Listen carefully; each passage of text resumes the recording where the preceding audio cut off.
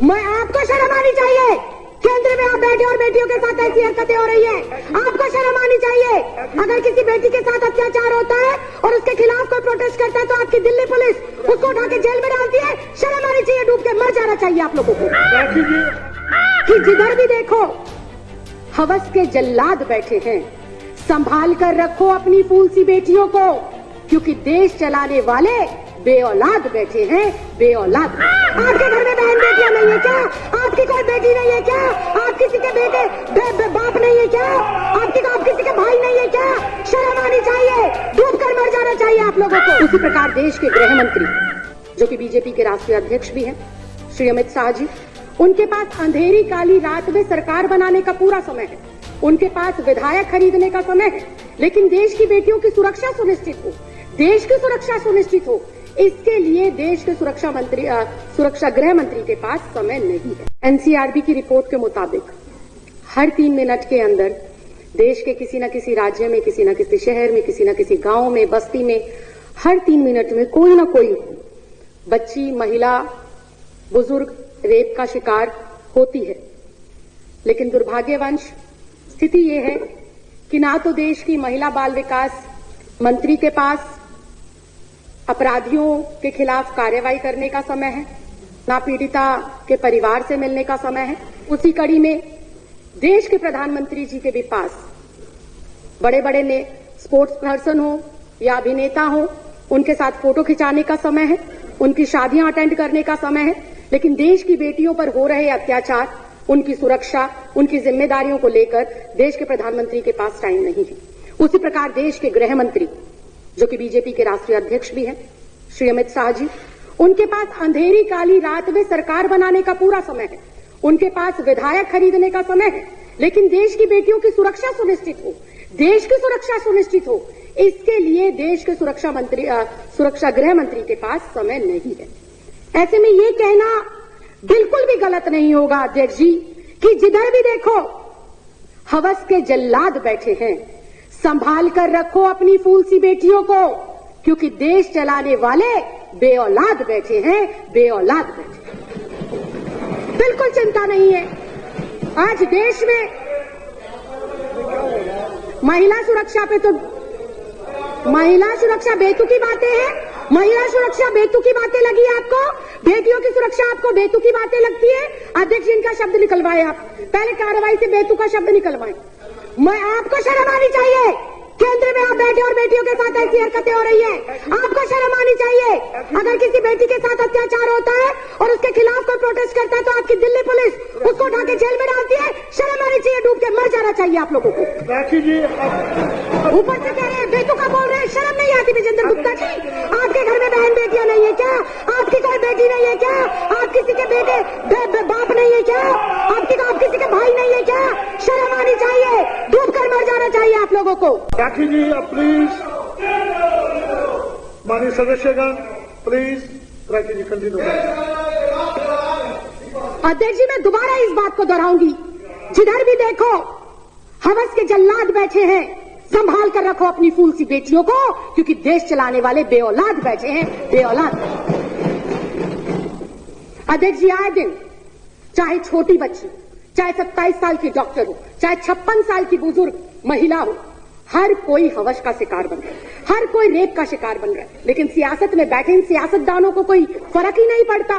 कोई फूल सी बच्ची को नोच ले, कोई युवा बेटी को जिंदा जला दे, कोई बुजुर्ग महिला को नोच डाले, लेकिन इन सियासतदानों को फर्क नहीं पड़ता। ऐसे में सवाल उठता है कि देश जा किस ओर रहा है? देश की ये 50% जो आबादी है, इसको सुरक्षा मिलेगी कैसे? ये बड़ा सवाल है।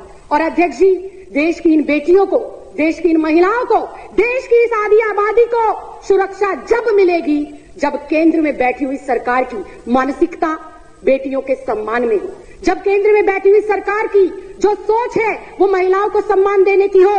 लेकिन आज अध्यक्ष जी, बड़े ही दुख के साथ कहना पड़ रहा है कि दुर्भाग्यवश देश की केंद्र में ऐसी सरकार बैठी है जो आए दिन महिलाओं पर हो रहे अत्याचार और कुकर्म में खुद लिप्त पाई जाती है। इसके मैं पुख्ता उदाहरण पेश करती हूं।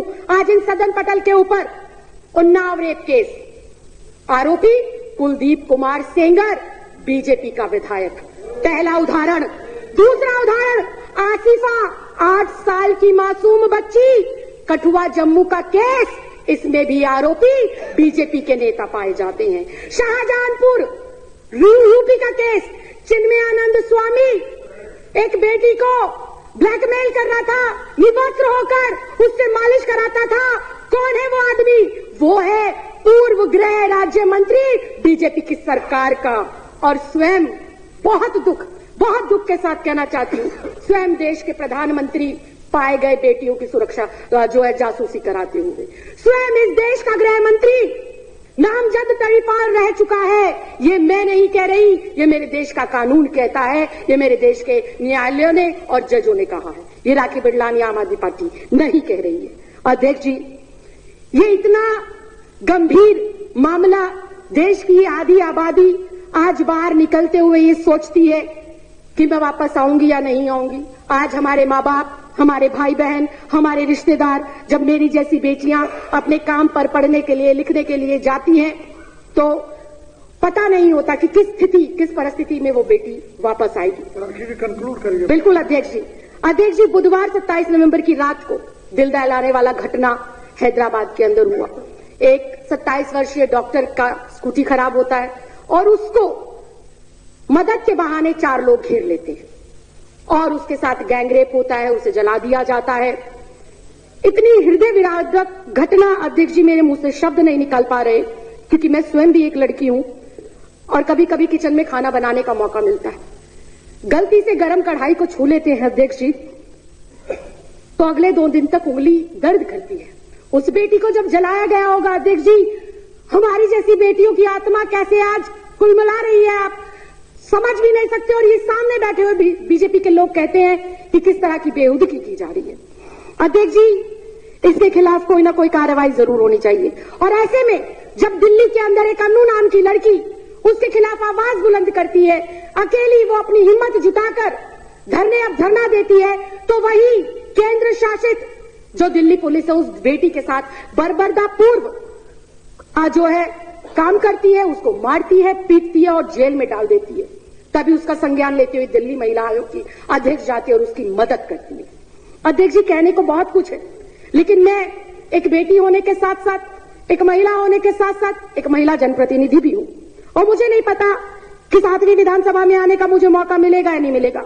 लेकिन जितना समय और जितना प्यार जनता ने हमारी सरकार को दिया, मैं आज गर्व से सीना चौड़ा कर और अपनी गर्दन को खड़ा कर ये कह सकती हूं कि मेरी सरकार ने न सिर्फ महिला सम्मान के लिए काम किया, बल्कि महिलाओं को सुरक्षित करने में भी बहुत महत्वपूर्ण कदम उन्होंने उठाए हैं।